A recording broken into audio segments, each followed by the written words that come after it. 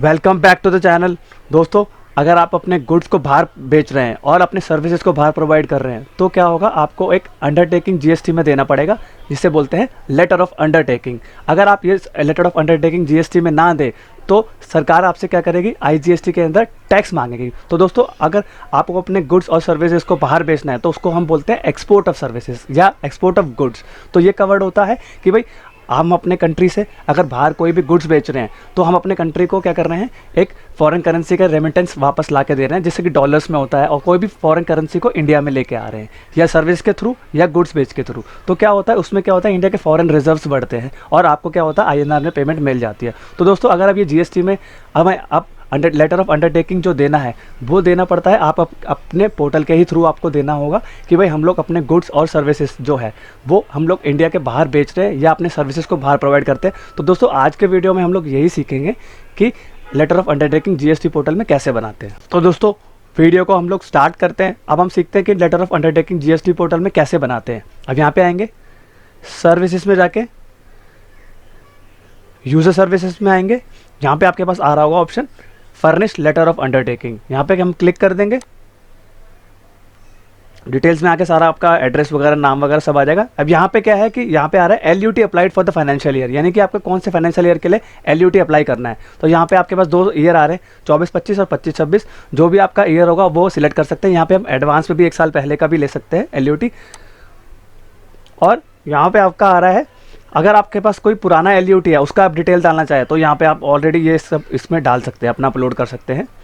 अब यहाँ पे आ रहा है आपका नीचे letter of undertaking exports of goods without payment of IGST। यहाँ पे आपके पास 3 सेक्शंस आ रहे हैं।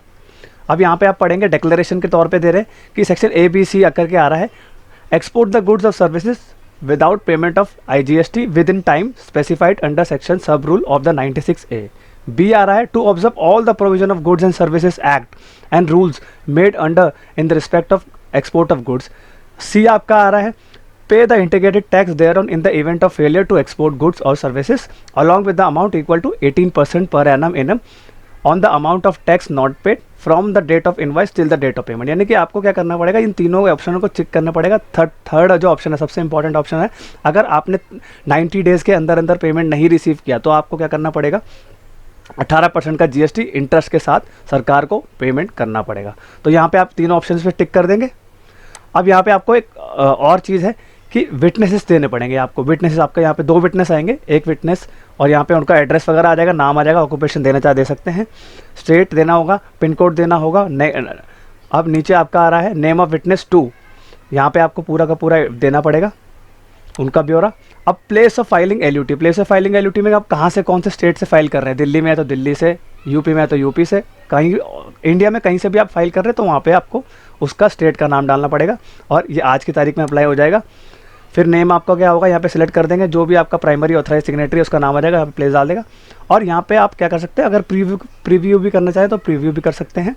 और नेक्स्ट आप क्या करेंगे, अगर आपके पास DSC है तो यहाँ पे DSC लगा कर अपना इसको सबमिट कर देंगे, या तो आपके पास अगर EVC के थ्रू अपना क्या कर सकते हैं, अपना जो लेटर ऑफ अंडरटेकिंग है वो आप अप्लाई कर सकते हैं। तो मैं आपको अब यह पूरा प्रोसेस समझा दिया है मैंने।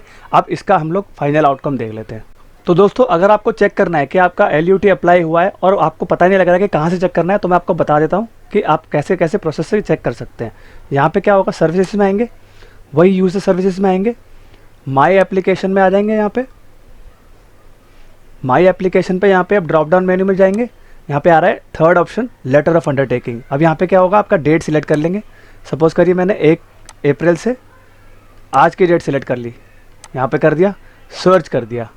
अब देखिए यहाँ पे इनका ऑलरेडी मैंने आज की तारीख में ही अप्लाई किया था तो आज की तारीख में दिखाएगा। अब यहाँ पे आपको मैं दिखा देता हूँ कि कैसे LUT का दिखता है GST RFD 11 में। यहाँ पे देखिए ये ऐसा आ रहा है, सारे के सारे आपके डिटेल्स आ जाएंगे, उनका एड्रेस आ जाएगा, डॉक्यूमेंट लास्ट ईयर का अगर आपका है, लास्ट प्रीवियसली अगर आपने LUT अप्लाई किया था वो आ जाएगा। नीचे आपका पूरा का पूरा डिटेल आ जाएगा जो आपने भरा था, और ये क्या होगा, आपका LUT अप्लाई हो जाएगा इस तरीके से। तो दोस्तों, अगर ये वीडियो इन्फॉर्मेटिव लगा हो तो चैनल को लाइक, सब्सक्राइब और शेयर करिए, और बेल आइकन भी प्रेस कर दीजिए, जिससे कि मैं आपके लिए ऐसे ही इंपॉर्टेंट वीडियोस लेके आता हूँ और बहुत ही इन्फॉर्मेटिव वीडियोस लेके आता हूँ। Thank you very much and guys, near future में मैं TDS, इनकम टैक्स, GST और टैली से रिलेटेड कोर्सेज लॉन्च करने जा रहा हूँ, जो कि बहुत ही अफोर्डेबल एंड बहुत ही रीजनेबल चार्जेस में आपको अवेलेबल हो जाएंगे। Thank you very much.